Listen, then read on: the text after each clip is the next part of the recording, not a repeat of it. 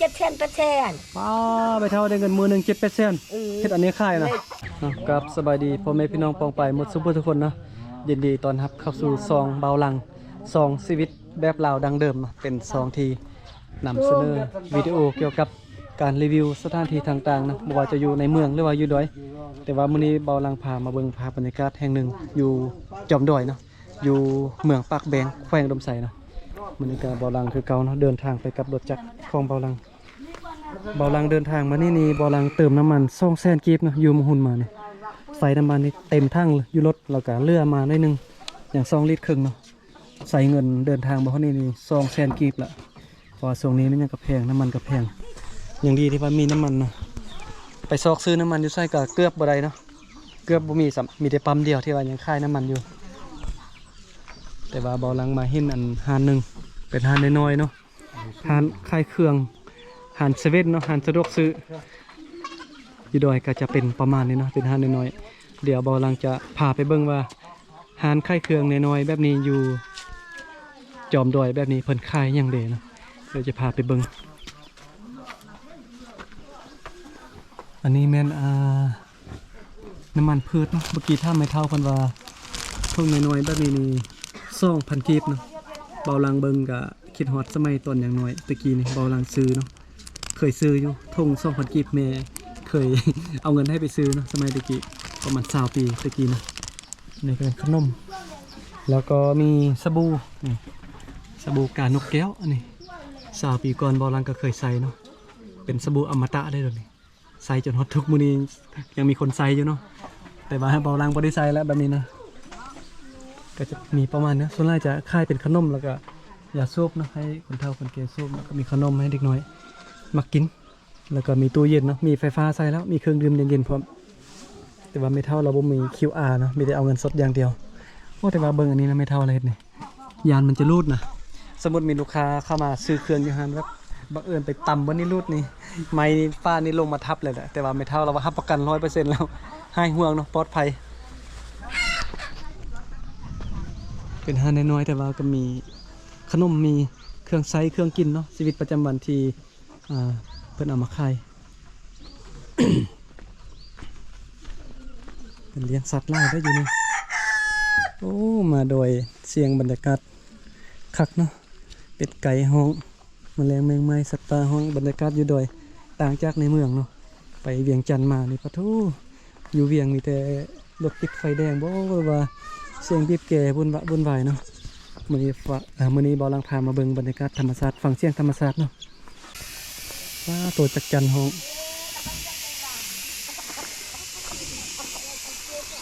มาเท่าแตงมื้อบางทีมาเท่าแตงมื้อ เจ๊ก ฮะลวง13เฮ็ดไข่โล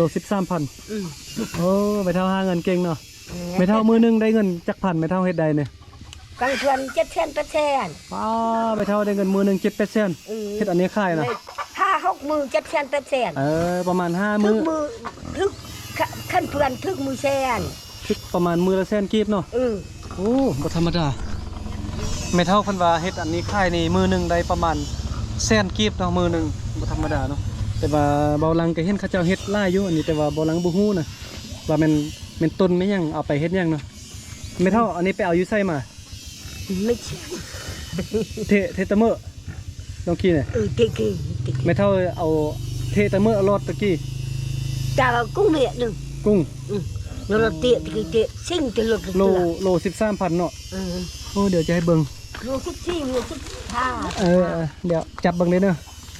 ตักก่อนเต้ตักแดดมันแห้งก่อนเต้แห้งโอ้นี่ผู้ใดฮู้คอมเมนต์บล็อกเบาลังได้เด้ออันนี้เนี่ยอันนี้ไม่เท่าเพิ่นขายโลนึงประมาณ 13,000 กีบถึง 15,000 กีบเนาะต่อกิโลไม่เท่าว่าไม่เท่าเฮ็ดได้มือนึงนี่ประมาณได้100,000ปลายนะไม่เท่าหาเงินได้โอ้เก่งแล้วไม่เท่าจักปีแล้วไม่เท่าปันเมื่อปีมาเท่าปันเมื่อปีล่ะโอ้ปันเมื่อปี74โอ้ไม่เท่าอายุ74 ปีแต่ว่ามีความสามารถหาเงินเนี่ยนี่เป็นอาชีพไม่เท่าเนาะโอ้เก่งไม่เท่าเนี่ยเก่งเห็นเบาลังเห็นอย่างอายได้ในไม่เท่าเฮ็ดอันนี้ไปไม่เท่าเบิ่งไม่เท่าอันปอกเปลือกเนาะปอกเปลือกต้นยังกระบูฮู้แหละ ตากมันแห้งมาไปขายโลนึง18,000กีบเดี๋ยวจะเบิ่งไม่เท่าเฮ็ดได้นึงก่อนเบิ่งวิธีเฮ็ดได้ไม่เท่าเฮ็ดจังได๋ เฮ็ดเบิ่งลองเบิ่งเด้เอาผ้าคูดนี่ติบ่ไม่เท่าแต่งเฮาเบิ่งนี่เฮาบ่สร้างเฮ็ดจังได๋เนาะนี่เบิ่งป้านี่ๆแบบนี้เนาะเอาผ้าคูดเดี๋ยวเบิ่งไกลๆเลยเอาผ้านี่ลองเอาเปลือกมันออกเนาะแบบนี้เนาะ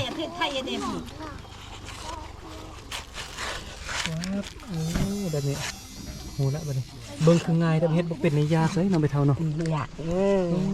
ไม่เท่าเก่งไม่เท่าเก่งไรอายุ70 ปลายปียังเฮ็ดเวียกใดเนาะหาเงินได้มือละแสนไปอาทิตย์นึงไม่เท่าว่าได้เงิน 7-8 แสนเก่งไม่เท่าสบายเลย ไปอาบน้ำไม่เท่าเนาะเบิ่งกับสาเถอะอาบน้ำ ที่ได้ ภาษากะมุว่ามุมอมภาษาลาวลุ่มไปว่าอาบน้ำอาบอยู่บนนี้เนาะสาวบ้านกับพากันอาบอยู่บนนี้เลยรวมตัวกันอาบอยู่กลางบ้านไม่เท่าเพิ่นก็เฮ็ดอาชีพเพิ่นเนาะโอ้ได้เงินหลายไม่เท่านี่อยู่ถึงเพิ่นก็ยังมีบ้านคนตึมมีเป็นจุดเป็นบอนไปเนาะบ่อหลังบ่ได้มาหมู่บ้านนี้ได้ประมาณปีปลายนะโอ้มาพามาเบิ่งยาคาอันนี้ยาคาเพิ่นเฮ็ดเนาะแทนกระเบื้องเอานี่เย็นนะถ้าเป็นสังกะสีอากาศจะร้อนเถื่อนนี่เอายาคาอากาศจะเย็นแต่ว่าบ่กุมดนเนาะก็จะเอามุงไปเฮ็ดให้เฮ็ดส่วนนั่นน่ะ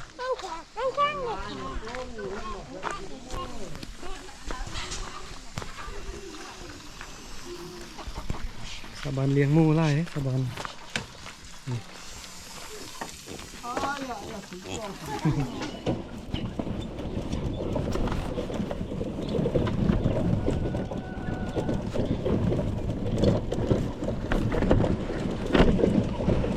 โอ้เส้นทางขึ้นบ้านนี่แบบเป็นดินแดงแบบนี้นะฝนตกนี่ลำบากขนาดคือปีกายนี่เบาลังมาเท่านึงยามฝนนะขี่รถขึ้นมาบนนี้เกือบบ่ได้เป็นดอยสั้นขนาดโอ้เกือบลมนะหมู่บ้านเขาจะเอาตังอยู่จอมดอยแบบนี้เลยนะด้านลุมก็เป็นเส้นทางรถใหญ่แล้วเนาะ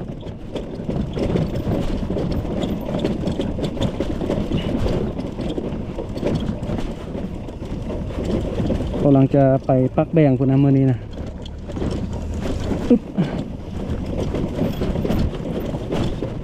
ไปด้านซ้ายมือนี่ก็ไปเมืองหุ่นเนาะมาทางนี้ก็ไปปักแบง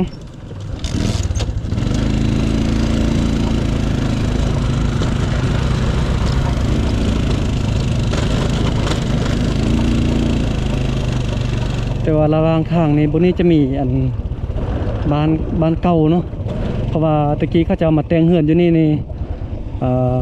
อันตรายนะเพราะว่าทางเทิงพุ่นมีเครื่องไฟฟ้าเนาะเขาจะเอาก็เลยว่าย้ายบ้านขึ้นไปอยู่บ้านอยู่จอมด้วยพุ่นไปอยู่ทางเทิงพุ่นเนาะถ้าว่าอยู่แคมป์น้ำแบงแบบนี้นี่ยามฝนมันนี่เขาจะเอาปล่อยเครื่องไฟฟ้านี่อันตรายเนาะ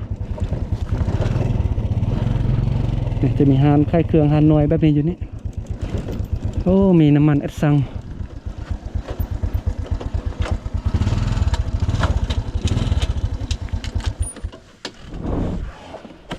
ฮัลโหลโอ้น้ำมันแอดซังนี่ลิตรเท่าไรเนี่ยตัวนี้เท่าไร50,000บอดลิตรเนาะมีฮานน้อยค่ายเครื่องอยู่นี่แก๊สซึบอยู่ดีอ่ะอยู่ปั๊มโอเคตอนนี้บอลังก็ขี่รถลงมาจากหมู่บ้านอยู่ด้านถึงนะระหว่างทางก็มาเห็นอันฮานค่ายเครื่องฮานหนึ่งนะอยู่ระหว่างทาง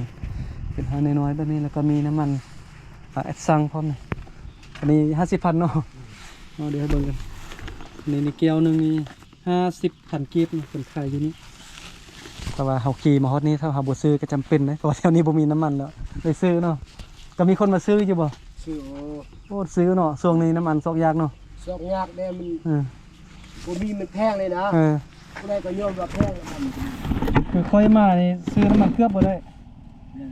ซอกซื้อน้ำมันเที่ยวเมืองนี่เกือบบ่ได้นะ ซื้อปัก แบ แบ ง ง นี่คือเขาบ่เปิดเลยนะปักแบง ปักแบงนี่บ่มีเนาะ นี่เลยเขานี่บ่มีเขาว่าบ่เปิดปั๊มเลยนะ โอ้ เขาก็มักมาซื้อเขาบ่รู้ อายเพิ่นว่าอยู่ปักแบงบ่มีเลยน้ำมันนี่แล้วเอามาใส่น้ำมันนี่ไปซื้ออยู่ไสนี่ ซื้ออยู่หมู่หุ้นอยู่อุดมมันนี่ อยู่แถวชายแดนมงหุนน่ะเนาะโอ้อายเพิ่นน่ะได้ไปซื้ออยู่แถวชายแดนมงหุนส่วนอยู่ปักแบงบ่มีเลยตะกี้เมื่อก่อนอาทิตย์ก่อนนี่บ่ลังไปปักแบงก็บ่มีเนาะน้ำมันน่ะแอดสั่งน่ะ โอ้สอกซื้อยากเนาะก็ยังดีแล้วอายเพิ่นมาขายอยู่นี่นะถ้าว่าอายเพิ่นบ่มาขายอยู่นี่อาจจะยุ่งยากเด้เพราะว่ามันบ่มีน้ำมันอยู่นี่โอ้ได้ขายดีเนาะวันนี้เนาะ มื้อหน้ามากันคันบ่มีจะมาซื้อช่วยเจ้าเนี่ยแต่ว่าค่อยซื้อมาได้แล้วใส่เต็มรถละหานอายเราอยู่แถวแคมแม่น้ำแบงไปนี่ป้าทางพุ่นเป็นเครื่องไฟฟ้าเนาะอันตรายขนาดโอเคนะคลิปนี้กับบุ้ยงไล่เป็นคลิปสั้นๆนะมื้อนี้พา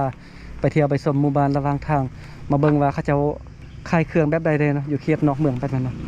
พอหลังจากเดินทางไปปักแบงกันคลิปนี้ก็ขอบใจพ่อแม่พี่น้องหลายๆนะที่ว่ามาเบิ่งมาชมส่วนคลิปนี้บอลังก็ขออนุญาตจบคลิปเพียงเท่านี้กันเด้อแล้วเจอกันใหม่คลิปต่อไปเนาะ